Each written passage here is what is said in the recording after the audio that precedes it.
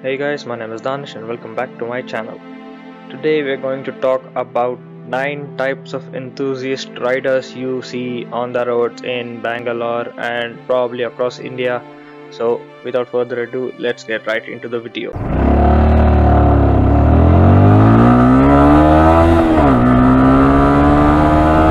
So the first type of rider is something that jumped out to me pretty frequently is the adventurer slash tourer rider, also dubbed the rich rider. So these are the riders who can go out on a 1200 GS or the new 1250 GS or whatever super sport tourer bike, or the Mahindra Mojo or the Kawasaki Versys or even the RE Himalayan, but these are all jacked out to the limit with full riding gear, that is jacket, riding pants, boots, gloves, a big ass helmet and solid carrying cases or soft bags at the sides with mounting plates to add additional storage like a tail bags with bungee cords and all of that stuff. And this is the rider who is comfortable more often on 2 wheels rather than 4 wheels, even though 4 wheels provides you a bit more safety from the elements, but to each their own. And I kind of feel like I would also like to do that, but for now I don't really have to go anywhere or ride anywhere for work, so I'm pretty happy to not do that. These are some of the guys that look really cool and I always give them a lot of respect whenever I see them on the roads. The second group is the racing suit slash superbike gang. So these are the riders who are in a one-piece racing suit, riding boots, racing boots, a proper racing helmet, and just blasting past on their rides. And talking about rides, we are going to the third category, that is the sunrise riding group slash outing gang, where most of the time you just go out for a ride and the location doesn't matter, so you can just have a U-turn point, just go to that U-turn point and come back. I do partially belong to this group because I really don't mind about any location that we have to go for. I just want to go for a ride and just enjoy some of the smooth roads and listen to music while I'm riding and just have a peaceful ride, and it's always fun. But more and more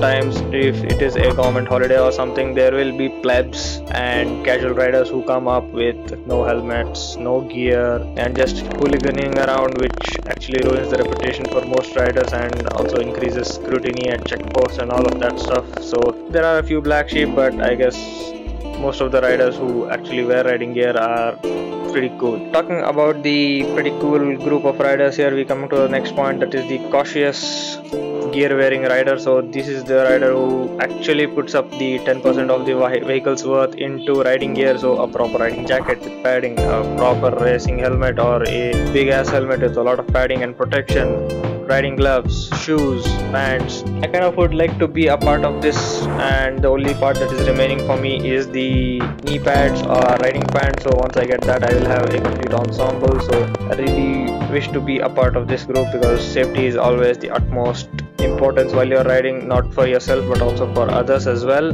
So that is pretty important for me too. And here I see one of those riding groups where it looks cool but functionality suffers a bit. So I'm talking about the tinted slash chrome visor group, where you have a tinted finish glass on your visor or a chromed glass visor, and it looks really cool. And I've done this mod on my own helmet by buying an additional visor, but it's more of an occasional thing because you can just wear it during the daylight and it doesn't really work at any other moment, because if it's raining, no use, if it's dark out, it's no use. So it looks cool but it loses out on functionality, so it's a no from me. And I would rather go for the flip down visor that is included in the helmet, or go for sunglasses. It's not that hard to do. And the next group I have is the intercom using gang, be it a Chinese intercom or a knockoff intercom from AliExpress or Alibaba, or a real Senna or a Scala rider, which is really highly priced here.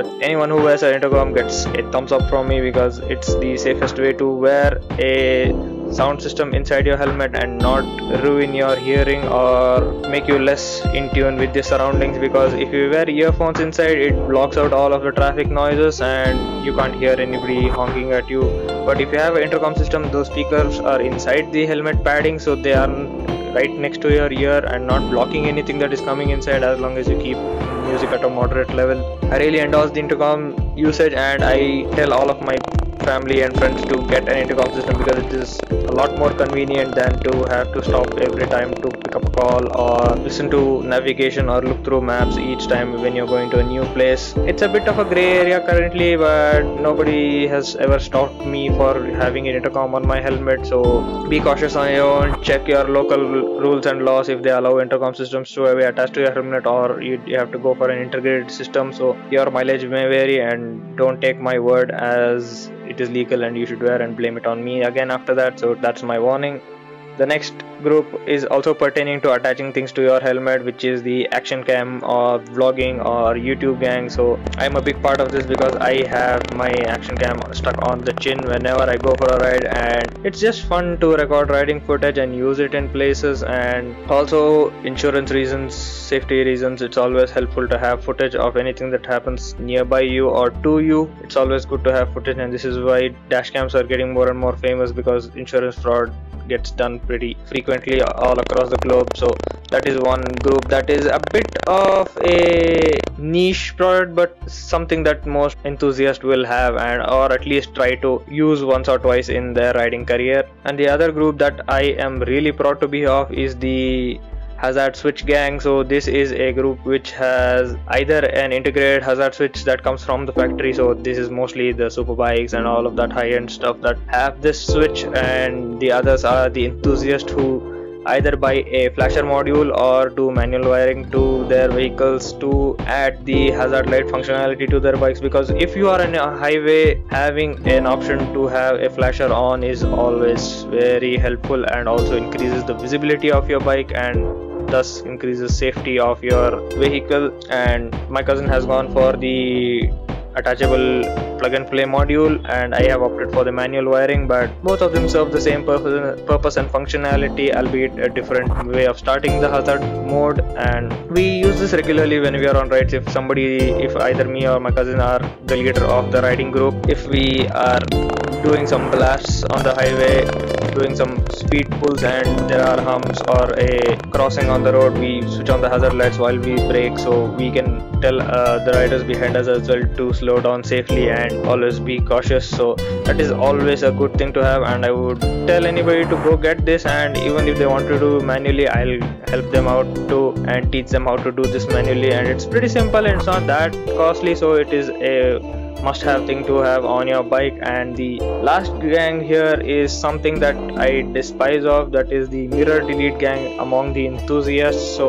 normal people who are on scooties and lower capacity scooters and commuter bikes, they delete the mirrors, and I can't say much to them because plebs, no riding gear. So, but enthusiasts who wear riding gear and delete their mirrors are pretty annoying to me, because those are pretty important when you are either doing some pulls on the highway or even in the city. Because if you're an enthusiast, you would like to have your vehicle scratch free and not be hit by anybody. So if you don't have mirrors, you don't know if somebody is merging lanes or if somebody is coming in the side lane while we are trying to change lanes. So it is pretty reckless, and I do not support that gang. And I would say if you don't like the stock mirrors, go for some aftermarket mirrors or bar end mirrors or some sort of mirror system that takes care of all the blind spots that you have on the bike, because there is a huge blind spot right behind you where you can't rotate your head 180 degrees to look back. I guess that's it for this video, and if you like this video, give this video a like, get subscribed to my channel and ring the bell icon to receive notifications of my future videos. Comment down below if I missed any rider in the enthusiast market, and